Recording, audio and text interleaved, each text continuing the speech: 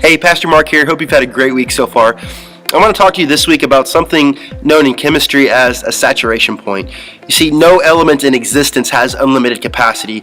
There will come a point in time where it has absorbed or has been saturated with so much that it can no longer take anything else on. So I want to demonstrate that today through a sponge. So I have a nice crystal container with me, and there's water in it, and then there's a sponge, and the sponge has been wrung out, and it has absorbed water, and it's come to the point where it can no longer absorb any more water. It's reached its saturation point. And it doesn't matter if you change the container. Maybe you go from that to something a little bit more common in a kitchen, like just this plastic bin here. There's water in it too, but it doesn't matter if you change the container to something else.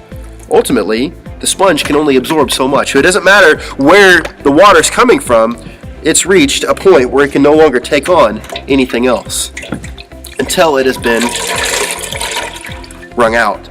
And the reason I bring this up, the reason I want to talk to you about saturation points is because I think there's a lot of Christians who are walking around who have reached their saturation point. There are so many Christians today who are hungry for biblical teaching, as we ought to be. That's great.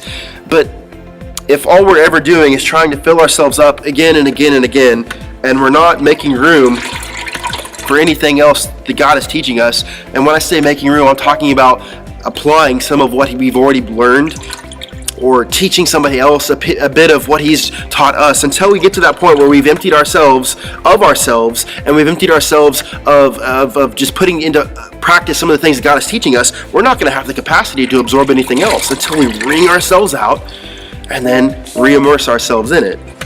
I come to the understanding that a mind-expanding thought doesn't become a life-changing thought until it becomes reality. So that best piece of information, that best just biblical knowledge has just been dropped on you, whether it was from a sermon or a message, a conference, or maybe you found it on Facebook or a tweet, or maybe in a group setting where you're having a conversation with people.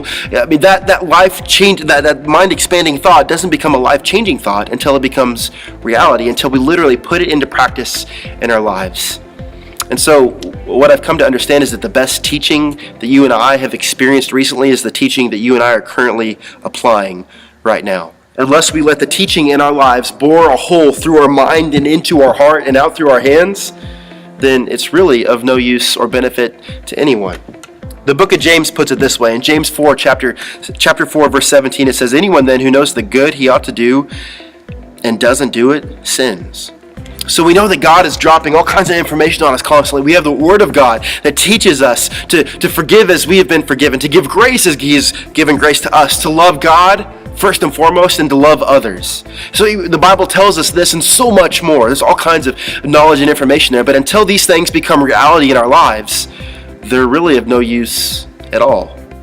God did not give us the Bible simply to be saturated by it, but also to wring ourselves out of it. And so we're wringing ourselves out. We're wringing ourselves out, and love is coming out and dripping onto those who are around us, and grace and mercy and forgiveness and healing. All the things that God has given us, He's asking us to put into practice and apply in our lives. I wonder if it's time for us to not just be hungry for biblical teaching, but also to be hungry for biblical application.